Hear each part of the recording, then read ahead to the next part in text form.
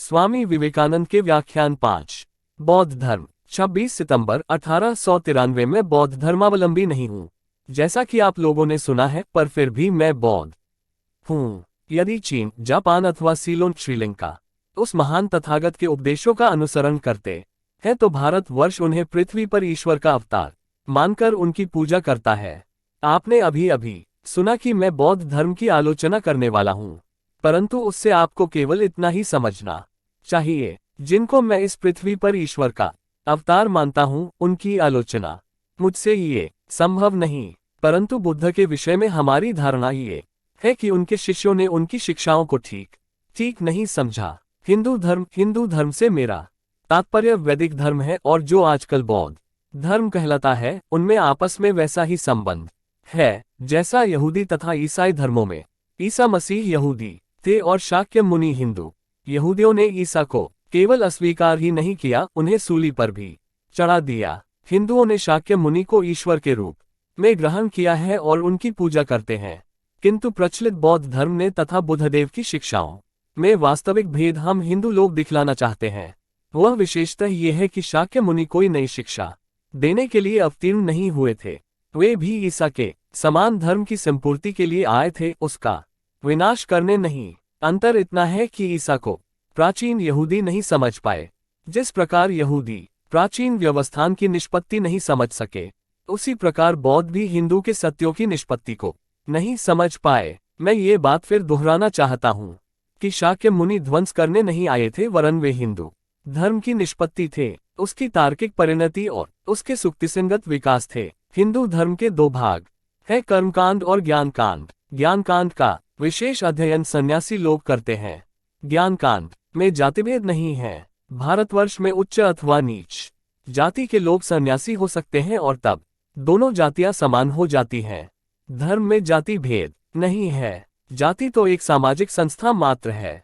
शाक्य मुनि स्वयं सन्यासी थे और यह उनकी गरिमा है कि उनका हृदय इतना विशाल था कि उन्होंने अप्राप्य वेदों से सत्यों को निकालकर उनको समस्त संसार में विकीर्ण कर दिया। इस जगत में सबसे पहले वे ही ऐसे हुए जिन्होंने धर्म प्रचार की प्रथा चलाई। इतना ही नहीं, वरन मनुष्य को दूसरे धर्म से अपने धर्म में दीक्षित करने का विचार भी सबसे पहले उन्हीं के मन में उदित हुआ। सर्वभूतों के प्रति और विशेषकर अज्ञानी तथा दीन जनों के प्रति अद्भुत सहानुभूति में ही तथागत का महान गौरव सन्निहित है। उनके कुछ शिष्य ब्राह्मण थे। बुद्ध के धर्मोपदेश के समय संस्कृत भारत की जनभाषा नहीं रह गई थी। वह उस समय केवल पंडितों के ग्रंथों की ही भाषा थी। बुद्धदेव के कुछ ब्राह्मण शिष्यों ने उनके उपदेशों का अनुवाद संस्कृत में करना चाहा था, पर बुद्धदेव उनसे सदा यही कहते, मैं दरिद्र और साधारण जनों के लिए आया हूँ, अतः जनभाषा में ही मुझे बोलने दो। और इसी कारण उनके अधिकांश उपदेश अब तक भारत की तात्कालीन लोकभाषा में पाए जाते हैं। दर्शन शास्त्र का स्थान चाहे जो भी हो, तत्वज्ञान का स्थान चाहे जो भी हो, पर जब तक इस लोक में मृत्युमान की वस्तु है, तब तक मानव हृदय में दुर्बलता जैसी वस्तु है। जब तक मनुष्य के अंतःकरण से उसका दुर्बलता जनित करुण क्रंदन बाहर निकलता है, तब तक इस संसार में ईश्वर में विश्वास कायम रहेगा। जहां तक दर्शन की बात है, तथागत के शिष्यों ने वेदों की सनातन चट्टानों पर बहुत हाथ पैर पटके, पर वे उसे तोड़ न सके, और दूसरी ओर उन्होंने जनता के बीच से उस सनातन परमेश्वर को उठा लिया, जिसमें हर नर नारी इतने अनुराग से आश्रय लेता है। फल ये हुआ कि बौद्ध धर्म को भारतवर्ष में स्वाभाविक मृत्यु प्राप्त करनी पड़ी, और आज इस धर्म की जन्मभूमि भारत में अपने को बौद्ध कहने वाला एक भी स्त्री पुरुष नहीं है। किंतु इसके साथ ही ब्राह्मण धर्म ने भी कुछ खोया। समाज सुधार का वह उत्साह, प्राणिमात्र के प्रति वह आश्चर्यजनक सहानुभूति और करुणा, तथा वह अद्भुत रसायन जिसे बौद्ध धर्म ने जन जन को प्रदान किया था, एवं जिसके फलस्वरूप भारतीय समाज इतना महान हो गया कि तत्कालीन भारत के संबंध में लिखने वाले एक यूनानी इतिहासकार को ये लिखना पड़ा कि एक भी ऐसा हिंदू नहीं दिखाई देता जो मिथ्या भाषण करता हो, एक भी ऐसी हिंदू नारी नहीं है जो पतिव्रता न हो। हिंदू धर्म बौद्ध धर्म के बिना नहीं रह सकता, और न बौद्ध धर्म बौद्ध धर्म के बिना नहीं रह सकता, और न बौद्ध धर्म हिंदू धर्म के बिना ही।